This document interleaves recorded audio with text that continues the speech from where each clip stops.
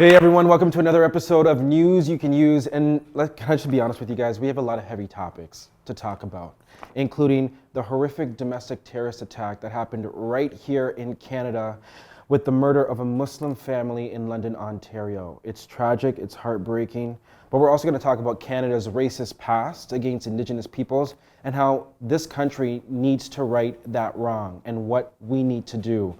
Also, an update on the removal of Ryerson from Ryerson University. Was that a tongue twister? We'll get into it. But we also do have some good news to talk about because we need some goodness. That's our word, goodness. And you know what's also goodness? When you subscribe to this channel and you hit that notification bell and you tell all your friends and family, meaning sharing this video. All right, let's get into it. Because a lot of people are talking about what happened in London, Ontario, and the terrorist attack that happened. That's what it's being described as 4 members of a Muslim family were struck and killed by a driver. And we're gonna get to who that man is.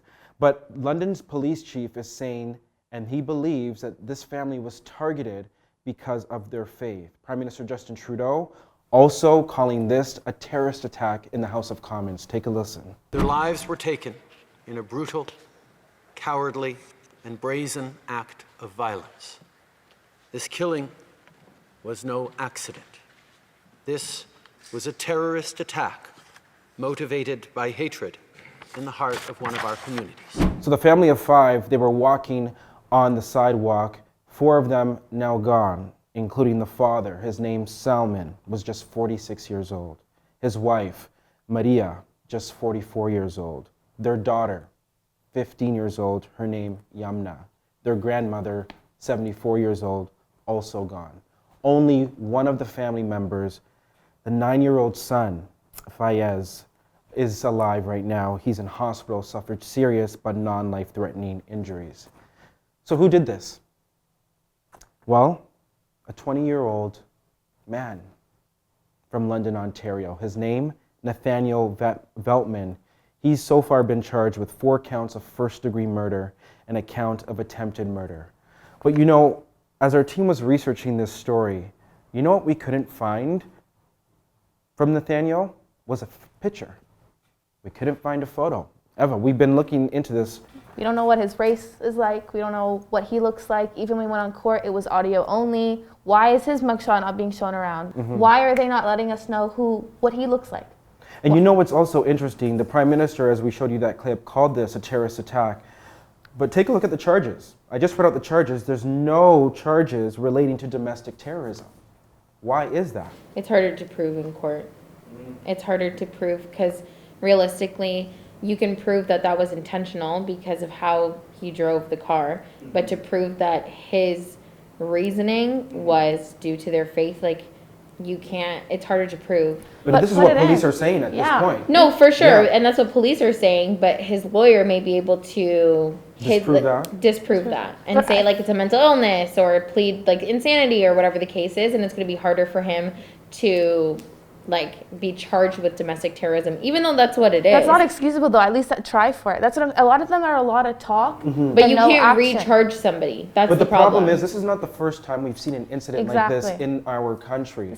Eva, I know we were just talking about this not too long ago. 2017, Quebec, there was a shooting in a mosque there. So, and we keep saying 2017, we're like, this is not going to happen again. This is Canada. This doesn't happen.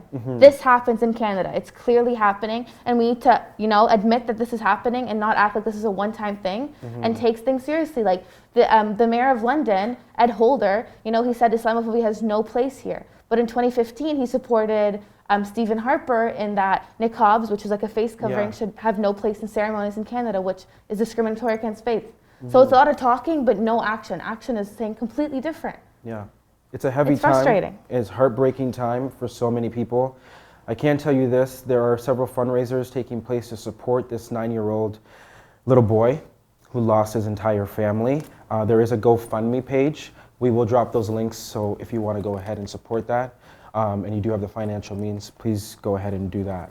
We also need to talk about Canada's other dark and racist past against Indigenous peoples. As we know, that discovery of the remains of 215 young children at the Kamloops Residential School just happened the other week. It's not a good time for Canada. No, and it's 1 week, and all of our dirty laundry is coming out, and as it should, because we kind of covered it up. Yeah, No, it's this time is to real. deal with it. So basically, Parliament recently unanimously passed a motion to stop the federal government from taking Indigenous kids to court. So you probably didn't know this was happening, but it was. So Eva, can you explain to us why was the federal government taking Indigenous families and their kids to court? So they're getting compensation for the trauma they've been through, as they should. But now the big issue is going is how much they're going to get and who's giving it to them. What type of, is it federal, municipal? So that's been ongoing. So years are going by and they're suffering still, and the government's continuing to fight them on how much they're going to get. And this is a cycle of trauma that, Kelly, you've talked about in recent episodes, right? That Yeah. it continues to play out till this day. Yeah, I think that it's hard for Canada to accept all of the things that they've done because everyone wants to show that they're progressive and that they're not doing things for like performance. But There's still so much to do. there's just so much to do. There's Yeah. so many other locations. There's so many things that the Indigenous community doesn't even have access to, like Yeah. clean water. There are so many boil There's water so advices. many things. That's such a good point because that's something Canada also needs to address. But I want to get back to this motion because it was put forward by NDP leader Jagmeet Singh. Hey friends, I wanted to give you an update about that motion I was speaking about earlier. The vote happened and everyone who voted for the motion, which is pretty incredible. Our motion passed. But something also unique happened. Every member of the Liberal cabinet abstained, meaning they didn't vote yes or no, they voted to abstain, which still sends a message that the Liberal government doesn't believe in dropping the case against Indigenous children. So that's a problem. And also, Justin Trudeau didn't even bother to vote at all. I want to tell you this. Again, I did say it off the top that it was passed unanimously, but listen to this. I mean, it was passed unanimously because certain people decided to abstain from voting. Who am I talking about? Prime Minister Justin Trudeau and the entire Liberal cabinet. Now, that doesn't mean that all Liberal MPs abstained from voting. We do know that many of them did vote in favor of this motion, but the Prime Minister and his ministers decided not to And that attend says a lot. vote. Not voting says a lot. It does.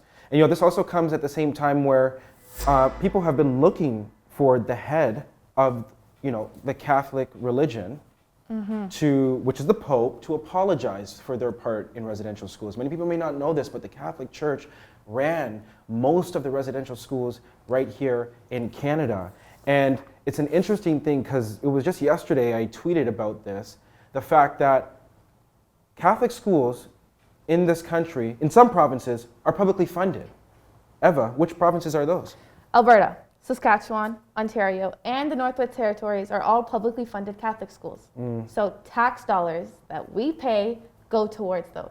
It's like re-victimizing people with that trauma. It's like, you hurt me, and my dollars still go to you to re-victimize. It's just a cycle. It's a cycle, just like Kelly, you had said.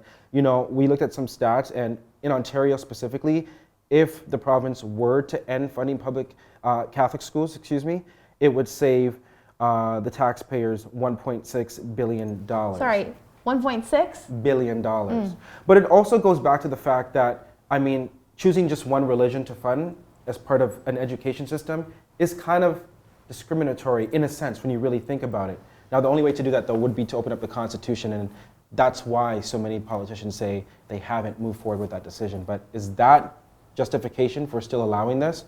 Let us know in the comment section, by the way. Let us know how you're feeling about all of this, because it's a lot of heaviness. We want to be here to support you. Alrighty. Oh my goodness. We forgot about Ryerson.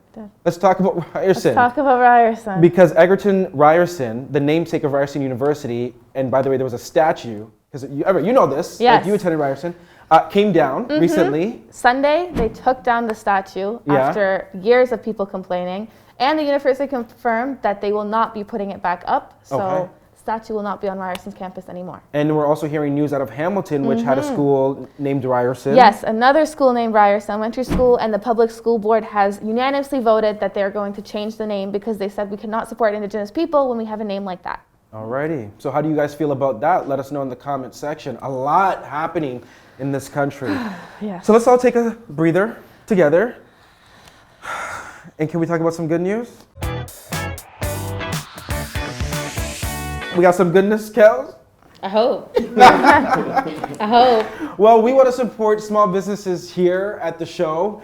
And so we want to let you know that we're starting something really, really cool. It's called Small Business Fridays. It's called what? Sorry, can Small we just circle back? Business Fridays. So what is that? Basically, we want you to send us in a small business that you think deserves to be highlighted or amplified.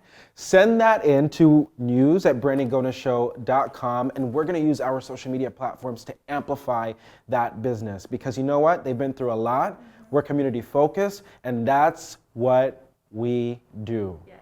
Okay? Okay. Let's wrap it up now. Shall we wrap it up? Let's maybe grab a drink and a tissue. Anyhow, that's your news you can use. Remember, we drop news stories, news episodes every Tuesday and Friday. If you haven't watched the BG Show, go check that out. It's about open relationships. And as Kelly likes to say, the tea is hot on that one. Remember, subscribe, hit the notification bell, and we'll see you on Friday. Bye.